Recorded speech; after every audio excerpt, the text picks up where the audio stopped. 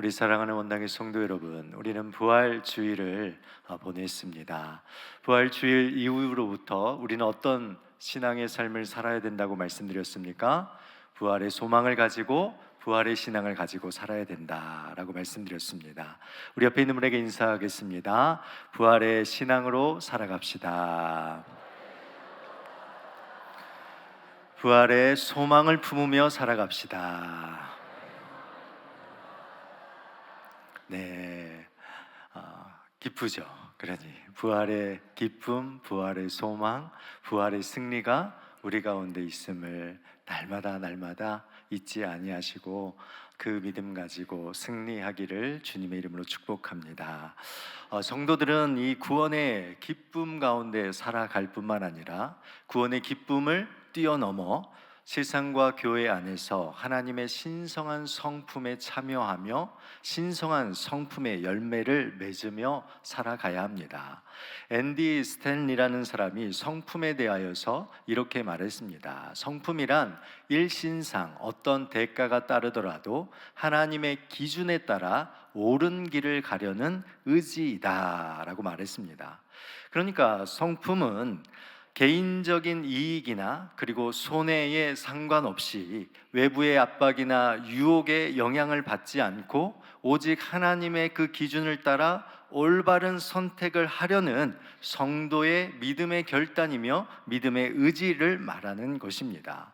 어쩌면 오늘 우리는 일신상의 어떤 대가를 포기하고 나의 의지를 꺾고 하나님의 그 뜻에, 그 기준에 올바른 뜻에 순종하기 위하여서 결단하였고 그 의지로 우리는 이 자리에 있는 줄 믿습니다.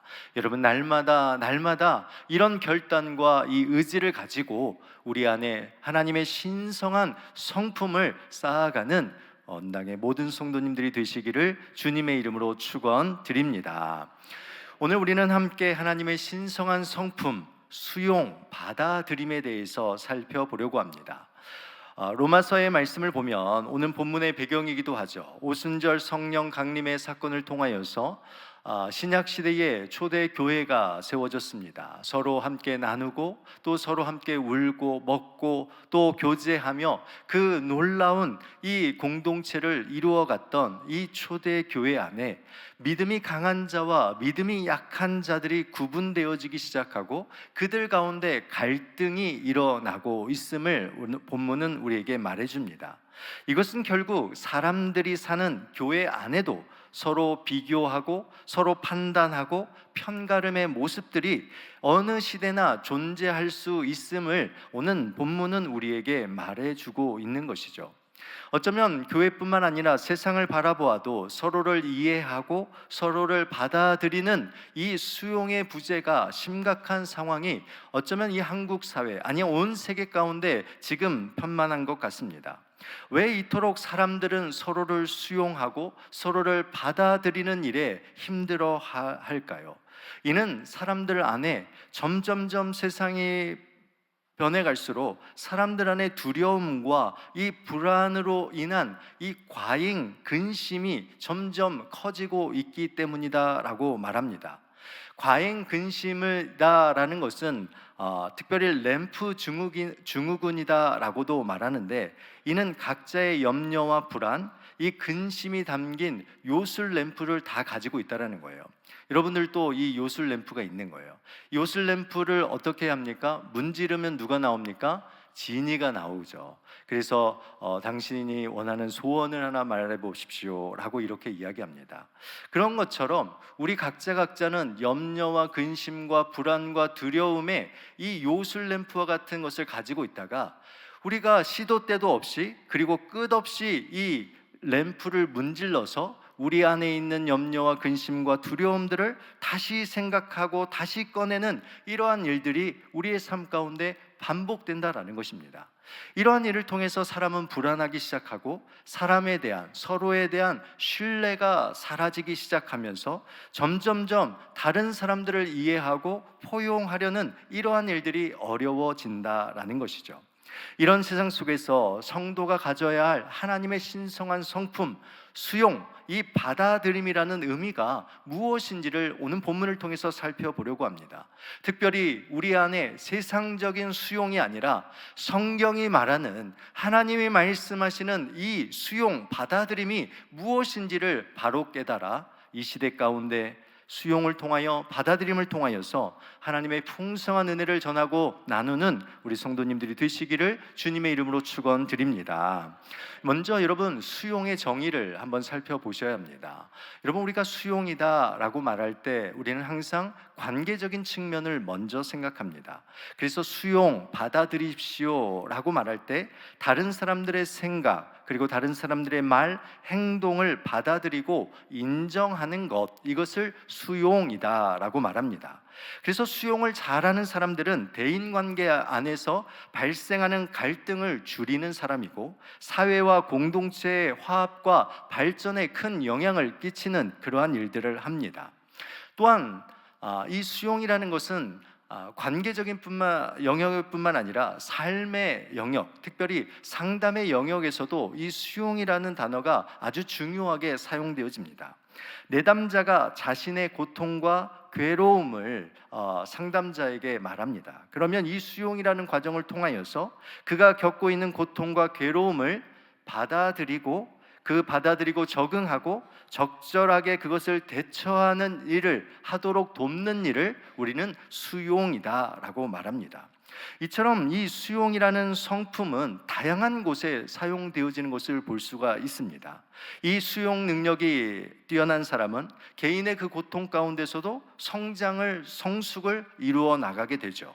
갈등 상황 속에서도 타인에 대한 편견을 줄여가며 그를 이해하려고 합니다.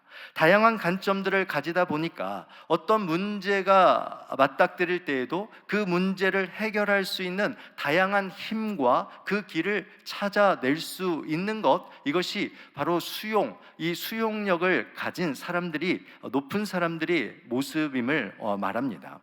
이처럼 수용, 받아들임의 성품은요, 개인과 공동체의 삶에 아주 중요한 역할을 하고 있음을 알 수 있습니다. 또한 수용이라는 주제가 가장 깊이 다루어지는 영역이 있는데 그것은 바로 죽음의 문제입니다. 죽음의 연구의 권위자인 엘리자베스 퀴블러 로스라는 사람이 인간의 죽음을 받아들이기까지 5단계를 거친다라고 말하였습니다. 그래서 첫 번째 단계는 부정, 그리고 분노, 타협, 우울, 수용의 단계를 거칩니다. 여기에 보면 수용이라는 단계가 맨 마지막에 나와 있다라는 것이죠. 그러니까 이 수용이라는 것은 참으로 우리의 인생에 있어서, 죽음을 맞이하며 우리의 인생의 모든 삶의 영역에 있어서 가장 중요한 영역에 놓여 있음을 우리에게 보여줍니다. 여러분, 우리가 때로는 어떠한 질병의 병원에 가서 큰 병원 의사로부터 어떤 사형 선고 같은 그러한 안타까운 소식을 듣게 되어집니다. 아니면 또한 이해할 수 없는 그러한 일들이 내 삶 가운데 있을 때 첫째로 우리는 무엇을 합니까? 부정하죠. 잘못 보신 거라고, 이 결과가 잘못된 것이라고, 이런 일들은 내 삶에 없을 것이다라는 부정의 그 단계에 있습니다. 이 부정의 단계가 넘어가면 우리는 무엇 합니까? 분노하기 시작합니다. 왜 내가 이런 일을 겪어야지? 왜 하나님께서는 나에게 이런 일을 하지? 내가 지금 겪게 되는 이 이유와 목적이 누구로부터 왔는지 이 분노의 방향성을 찾습니다.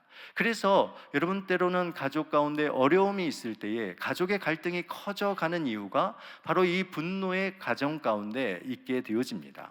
이 분노의 가정을 넘어서면 사람은 무엇을 하기 시작하냐면 이 죽음, 그리고 이 어려움을 최대한으로 미루려고 하고, 그리고 어떻게 하면 이 어려움을 해결해보고 이룰까라는 것을 생각하며 타협의 단계를 거칩니다. 특별히 우리 성도들이 이러한 고백들을 하죠. 하나님, 이거 해주시면 저 정말 열심히 한번 해보겠습니다. 하나님, 이거 고쳐주시면 저 정말 주님께 헌신하겠습니다 라는 어떤 이런 타협의 단계가 있습니다. 그러나 이 타협의 단계는 아주 짧게 지나가는 단계로, 그 다음으로 넘어가면 우울의 단계가 있습니다. 이 우울의 단계는 결국 소망 없음을 깨닫게 되어지고, 가능성이 없는 절망 가운데 그 슬픔에 빠지며 무기력함 가운데 있는 이제 포기의 단계를 겪고 있게 되어지는 거죠.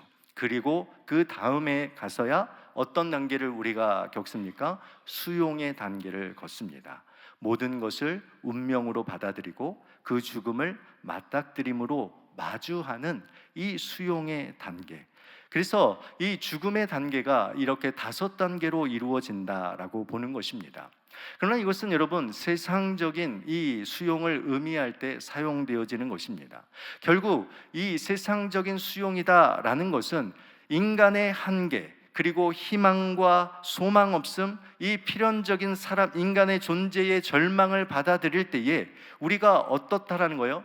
그 한계 가운데 맞닥뜨림으로 우리의 힘으로는 어쩔 수 없이 그것을 인정하고 받아들이고, 그리고 철저하게 개인에게 맡겨진 책임 하에서 스스로 용기 있게 그 문제와 상황을 마주하고 대처하는 것이 이 세상적인 수용, 맞닥뜨림의 수용이다라는 거죠. 그런데 여러분 잘 보시면 결국 이 세상적인 수용에는 무엇이 없습니까? 소망이 없습니다. 아무리 애쓰고 이 한계를 극복한다 할지라도 결국은 소망 없음을 통하여서 그것을 마주하고 맞닥뜨리고 그냥 받아내며 살아내는 것뿐입니다. 여러분, 이것이 세상적인 수용의 모습이라면 여러분, 우리에게 있어서 성경적인 수용은 무엇이겠습니까? 오늘 본문에서도 우리에게 말씀하지만 우리 그리스도인들도 인간의 한계성을 경험합니다. 정말 우리도 모순되는 상황을 맞닥뜨리고 이해할 수 없는 그 상황을 우리도 맞닥뜨린다라는 것입니다. 어쩌면 우리도 맞닥뜨리는 수용 앞에 우리도 서 있을 수 있습니다. 그러나 그리스도인들, 성도의 이 수용은요, 맞닥뜨림의 수용이 아닙니다. 우리의 한계를 경험했을 때 우리는 어떤 수용으로 하나님 앞에 나아가야 되냐면 맡김의 수용으로 나아가야 된다라는 것입니다. 이 맡김의 수용이라는 건 뭐예요? 나의 한계가 있고 내가 할 수 없다라고 고백하며 그 가운데 하나님의 주권을, 하나님께서 이 모든 것의 통치자가 되어주시며 하나님의 그 주권 아래 있다라는 것을 인정하고 하나님께 맡겨드리는 것입니다. 이 성경적인 수용은요, 인간적인 깨달음이나 어떤 실존적인 각성 아니면 주변 사람들의 위로를 통하여서 얻어지는 것이 아닙니다. 하나님께 전적으로 맡겨지는 이 수용은 세상으로부터 얻는 소망이 아니라 오직 하나님으로부터 오는 이 소망임을 우리는 기억해야 합니다.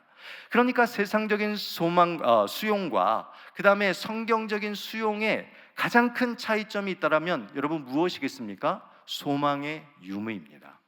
소망의 그 유무로 우리가 지금 세상적인 수용을 의 방법으로 살아가고 있는지 아니면 성경적인 수용을 가지고 살아가고 있는지를 우리가 알 수 있는 것입니다. 여러분, 우리의 삶의 모든 영역에 여러분 하나님께 맡김의 수용, 성경적인 수용으로 우리가 이 시대의 삶을 살아내고 여러분의 삶을 점검하고 돌이키는 그런 시간이 되기를 원합니다. 첫 번째로 성경적 수용, 맡김의 수용에는 무엇이 있다라고 말씀드렸습니까? 반드시 소망이 있습니다. 세상적인 수용에는 맞닥뜨림에는 소망이 없습니다. 그러나 우리가 맡기는 수용을 하나님께 드리면 우리의 성도들은 절망 가운데서도 다시 일어설 수 있습니다. 왜냐하면 하나님께 맡기는 자에게 하나님께서는 무엇을 주십니까? 소망을 주시는 분이시기 때문에 그렇습니다. 4절 말씀에 이렇게 기록하고 있습니다. 무엇이든지 전에 기록된 바는 우리의 교훈을 위하여 기록된 것이니 우리로 하여금 인내로 또는 성경의 위로로 소망을 가지게 함이니라 라고 말합니다. 그러니까 성도들은 소망을 갖게 되는데 무엇으로 소망을 갖는다는 거예요?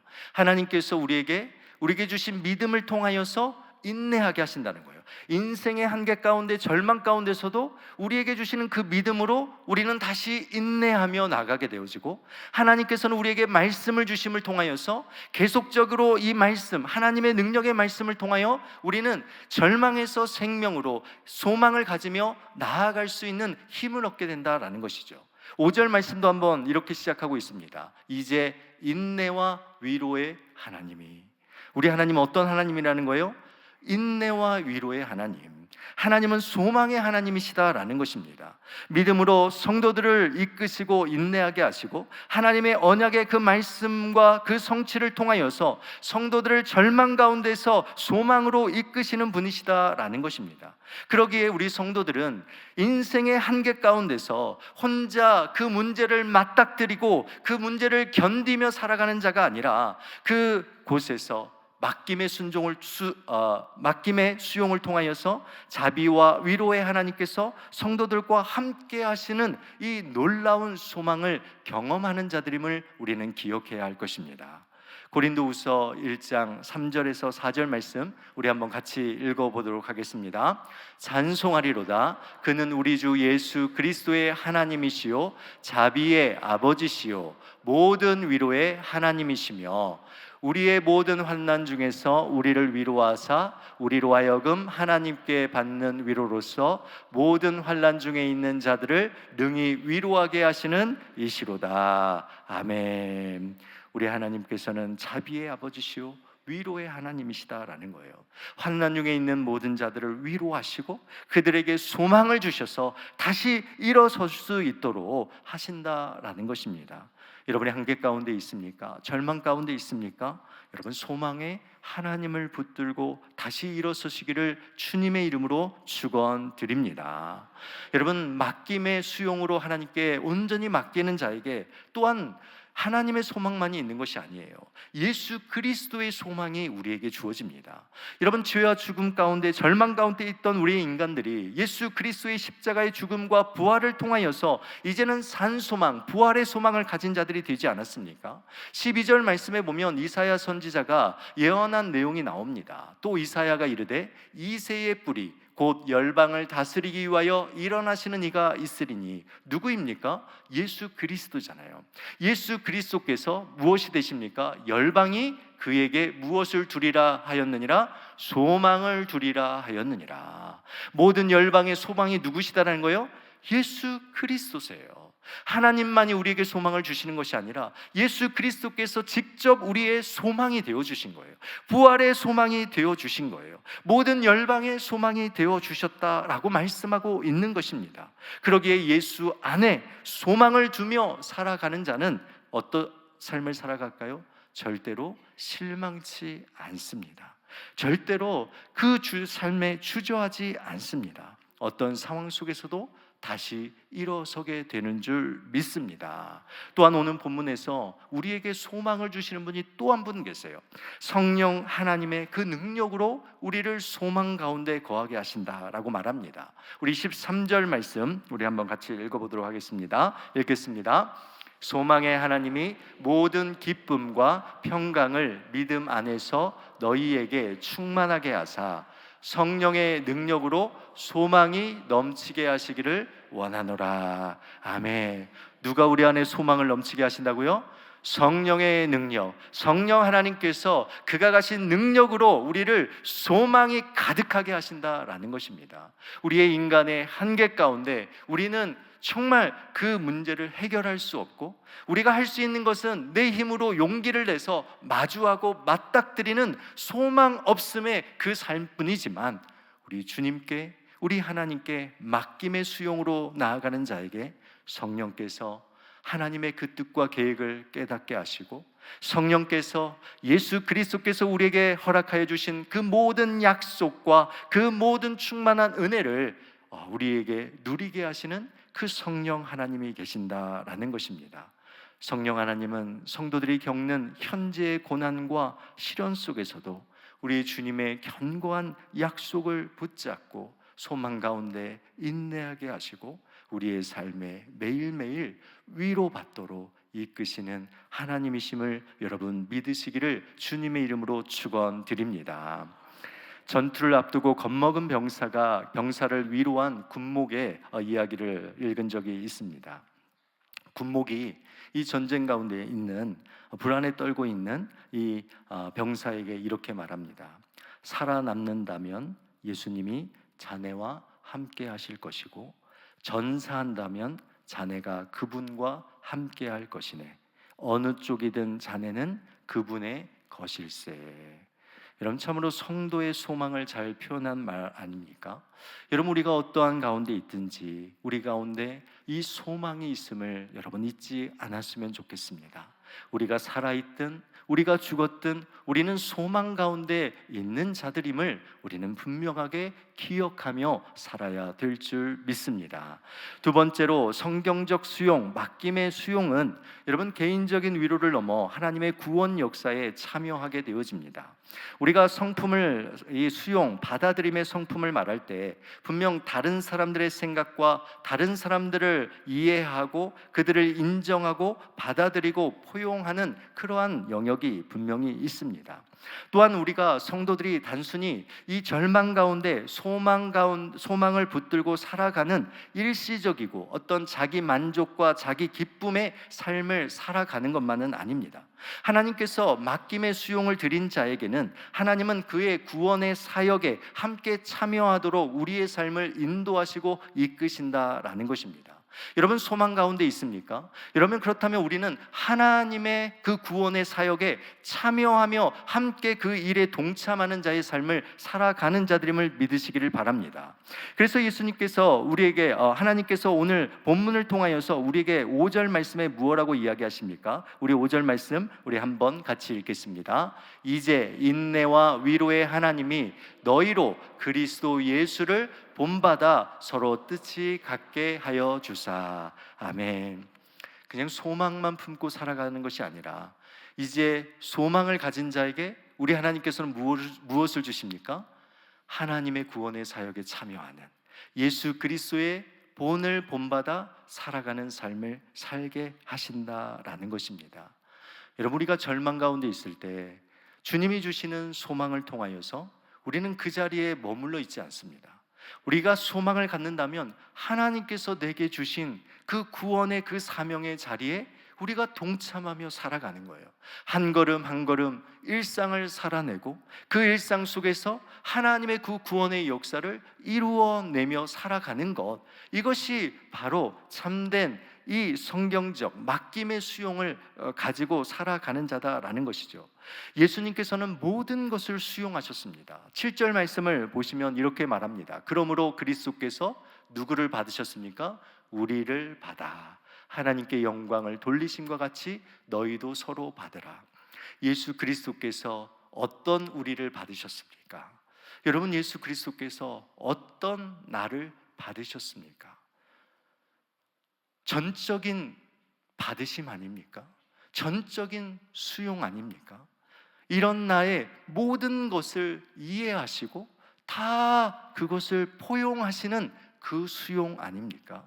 바로 우리가 이 세상에서 보여줘야 될 수용, 받아들임은 다른 어떤 관계적인 그 수용이 아니라 예수 그리스도의 본을 본받는, 예수 그리스도께서 우리를 받으셨던 것처럼 우리도 옆에 있는 지체를 향하여, 다른 사람들을 향하여 그렇게 받아내는 것, 이것이 성경이 말하고 있는 수용이다라는 것입니다. 사랑하는 우리 원당의 성도 여러분, 우리는 그리스도를 본받는 삶을 살아가는 자들입니다. 여러분, 그리스도를 본받는다라는 것이 무엇입니까? 다른 것이 아니에요. 수용하는 거예요. 받아들이는 거예요. 다른 사람들을 받아들이고 내 곁에 있는 자들을 받아들이고 우리의 공동체를 받아들이고 그 공동체를 세워가는 하나님 나라의 구원의 역사에 참여하는 것, 이것이 성경이 말하는 수용입니다. 그리하여 우리는 어떻게 합니까? 예수 그리스도께서 보여주시는 그 모습처럼 1절과 또한 2절과 또 3절에 말씀하고 있는 것처럼 예수 그리스도께서는 어떻게 수용하셨습니까? 자기의 기쁨을 위하여 일하지 않으셨습니다. 타인을 위하여서, 우리를 위하여서, 우리의 기쁨을 위하여서 일하시고 받으셨다라는 것입니다. 사랑하는 원당의 성도 여러분, 우리도 내 곁에 있는 자들을 수용하며 받아들이는 삶을 살아야 합니다. 이것은 단순한 관계를 위해서가 아니라 우리의 받아들임, 우리의 수용이 바로 하나님 나라의 역사, 구원의 역사를 이루는 일이기 때문에 그렇습니다. 우리가 누군가를 진정으로 그리스도를 본받아 받아들이시고 그를 수용하고 용납하고 포용한다면 그 영혼이, 그 가정이, 그 공동체가 예수 그리스도 앞에 하나님의 기쁨이 되어지는 놀라운 은혜와 역사가 있게 될 줄 믿습니다. 마지막으로 우리 성경적인 수용, 맡김의 수용은 하나님께 영광을 돌리는 삶을 살게 합니다. 우리 안에 진정한 소망이 있다면 우리는 반드시 예수 그리스도를 본받으며 살아야 합니다. 그리고 타인과 공동체의 유익을 우리의 최고의 가치로 여기며 사는 삶을 살아야 합니다. 예수 그리스도께서는 이 수용을 통하여서 모든 것을 받으시는 그 삶을 통하여서 결국 하나님의 영광을 드러내셨습니다. 우리가 같은 뜻, 같은 마음, 같은 입을 가져야 될 이유가 무엇입니까? 우리의 성도들이 같은 뜻, 같은 마음, 같은 입으로 나아가야 될 그 이유가 무엇입니까? 그 이유가 6절과 7절에 나와 있습니다. 우리 같이 한번 읽어보도록 하겠습니다. 한 마음과 한 입으로 하나님 곧 우리 주 예수 그리스도의 아버지께 영광을 돌리게 하려 하노라. 그러므로 그리스도께서 우리를 받아 하나님께 영광을 돌리심과 같이 너희도 서로 받으라. 아멘. 하나님의 영광을 위한 삶, 여러분 모두가 하나님의 영광의 주파수를 맞추셔야 합니다. 여러분 라디오의 주파수를 우리가 동일하게 맞추면 우리가 가정에 있든 차 안에 있든 직장에 있든 어디에 있든 우리는 동일한 방송을 듣습니다. 여러분 우리 원당의 성도들이 하나님의 영광이라는 이 주파수를 항상 고정하며 나아갈 때 여러분 우리가 어디에 있든지 무엇을 하든지 어떤 일을 하든지 그 일이 결국 무엇을 드러낸다고요? 하나님의 영광을 드러내는 그러한 놀라운 일들로 사용되어질 줄 믿습니다. 이러한 마음들이 모일 때 온 열방이 우리 원당교회를 통하여서 온 열방이 주를 찬양하고 하늘 소망이 가득한 그러한 예배를 이루어내는 그러한 교회로 우리 하나님께서 사용하여 주실 줄 믿습니다. 말씀을 맺습니다. 사랑하는 우리 원당의 성도 여러분, 우리 모두는 한계를 가진 인간들입니다. 사람들을 대할 때나 개인적으로 고통과 괴로움을 만날 때, 갑작스럽게 찾아온 이 질병의 한계를 경험할 때, 가까운 가족의 죽음으로 인하여 한계적인 그러한 상황을 우리는 계속해서 만날 수밖에 없는 그러한 인간의 모습입니다. 그러나 그때의 그 한계의 그 시간 가운데 한 개인이 나 홀로 전적으로 책임감을 가지고 어쩔 수 없이 맞닥뜨림으로 그것을 받아내고 수용하는 삶을 살아가는 자들이 아니라 오늘도 분명히 살아계시고 역사하시는 우리의 삶의 모든 주관자 되시는 그 하나님께 전적인 맡김의 수용을 드리며 사시기를 주님의 이름으로 축원드립니다. 그럴 때 삼위일체 하나님의 소망이 여러분과 함께하여 주실 줄 믿습니다. 우리 예수 그리스도를 본받음으로 우리가 다른 사람들을 서로 받는, 수용하는 이러한 삶을 통하여 하나님의 구원의 역사를 이루어가고 결국 그렇게 하루하루 우리에게 맡겨준 일상을 살아내고 우리에게 허락하여 주신 그 작은 삶의 자리에 순종하며 나아가는 그 인생들을 우리가 마쳤을 때 그 인생 뒤돌아보니, 그 인생 다시 돌아보니 이 모든 것이 하나님의 영광을 위한 삶이었구나라는 이러한 놀라운 믿음의 고백을 드릴 수 있는 우리 원당의 모든 성도님들이 되시기를 주님의 이름으로 축원드립니다. 기도하겠습니다. 하나님 아버지 참으로 감사합니다. 오늘 이 시간 우리에게 참된 수용 받아들임을 우리가 알게 하시고 하나님께 전적으로 맡김의 수용으로 나아가는 우리 성도들 될 수 있도록 도와주시옵소서. 감사를 드리며 사랑이 많으신 예수 그리스도의 이름으로 기도드리옵나이다. 아멘.